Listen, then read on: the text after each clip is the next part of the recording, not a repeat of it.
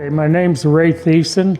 I started surveying in 1961 for Bureau of Land Management in Wyoming.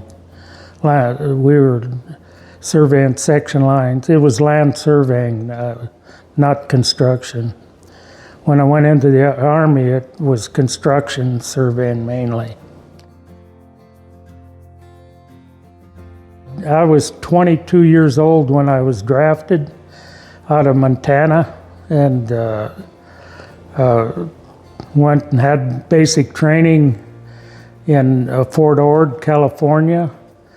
And right straight from there, I was assigned to an engineer outfit as a surveyor in Fort Polk, Louisiana. I served from November of 63 to November of 65. I got my draft notice on November 22nd, 1963. It said, "Greetings from the President," but that's when that's the day Kennedy was shot. And that's the day I got my draft notice.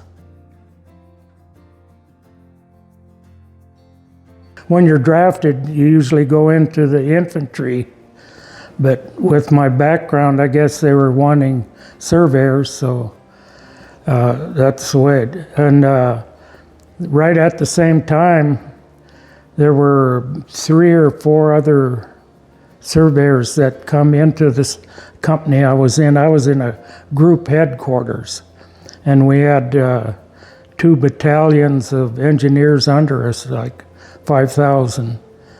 And then after a little over a year at Fort Polk, then that's when Lyndon Johnson said, "If you elect me, I won't send my boys to Vietnam." He wasn't hardly installed, and he sent we were packing to go to Vietnam in early '65. And we were the first ones, first troop ships into Vietnam. And it took two troop ships. The first one went dead in the water, and we were dead in the water for 3 days. And we were eating cold cuts. There was no food, no refrigeration, no nothing. They towed us back to Midway, another ship, and we got on another troop ship and went on our way into Vietnam then. And we were the first troop ships in there, or troop ship, put it that way. And there were 2,500 of us on this particular troop ship.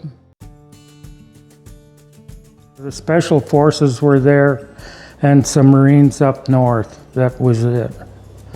We landed at Cameron Bay, and there was nothing there, and we improved the bay with piers and stuff, whatnot, so that other troop ships could come in and started an air base. So it became a major air base right there too, to fly in and out. R&R center for in-country R&R. Been advisors in there since the 50s, right after the French got out. Our offices, because I was in the headquarters, we had a bird colonel was in our company, plus 2 light colonels and 4 majors, a whole bunch of captains, lieutenants. We had a fixed wing airplane, on a helicopter, and just a few enlisted men, we called enlisted, below the sergeants. And the offices were French buildings, and we had tents set up behind them. I was going different places surveying. They'd fly us in. I'd go by helicopter sometime by fixed wing. Would take me into a special forces camp and survey out airstrip so they could bring fixed wing in to supply them. And you had to have enough, make sure they had enough room to land and take off. Then I was TDY to what they called Nha Trang. It was about 30 miles away. It was on the South China Sea also, and I surveyed a cantonment there, and started laying out the buildings. It was like an R&R center plus for troops to come into.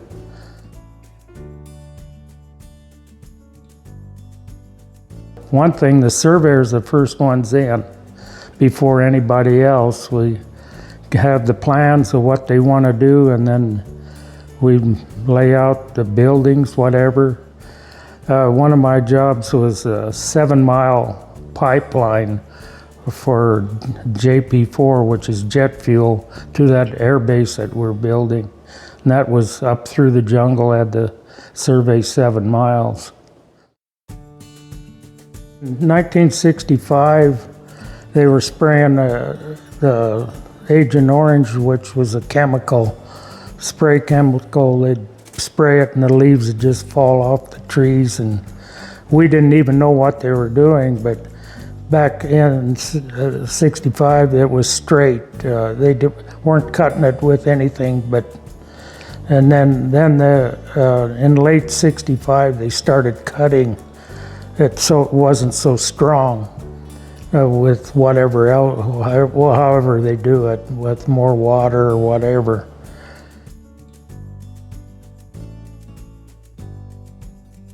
Take, for instance, that pipeline. See, it was on either side of it. See, that was the main jet fuel line. They couldn't have people sneaking in on it and blowing it up. So it was on both sides of it.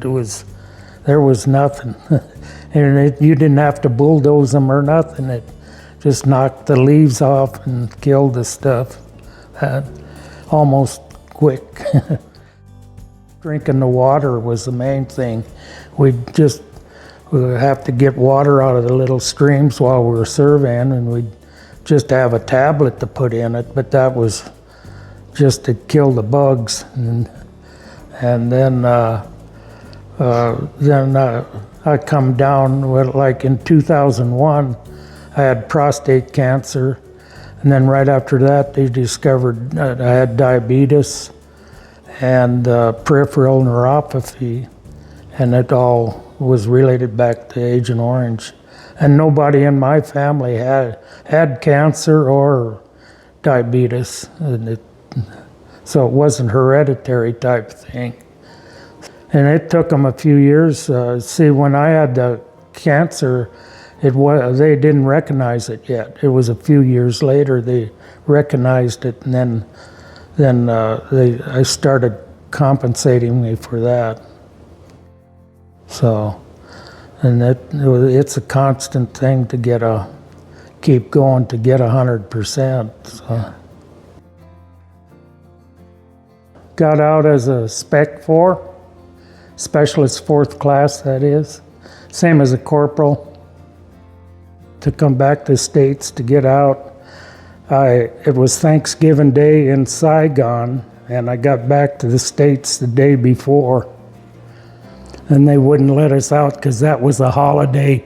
Had to take a day off and then come back the day after Thanksgiving to get out. And so yeah, I think if we'd have been armed, we'd have made sure we got out the day we got there. I had friends that I worked with in Wyoming. They transferred to Arizona BLM, and they had a job waiting. I went to work the January 1st of 1966, so I had 1 month off.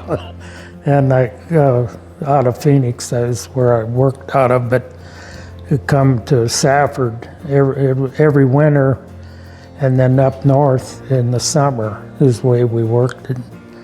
And the first, in 66, surveyed all the way down the river for government parcels within the river area. So we put in the BLM brass caps, and then out in the wilderness over the whole north part of Mount Graham, surveyed it with BLM, and all these mountains around, out in the flats too.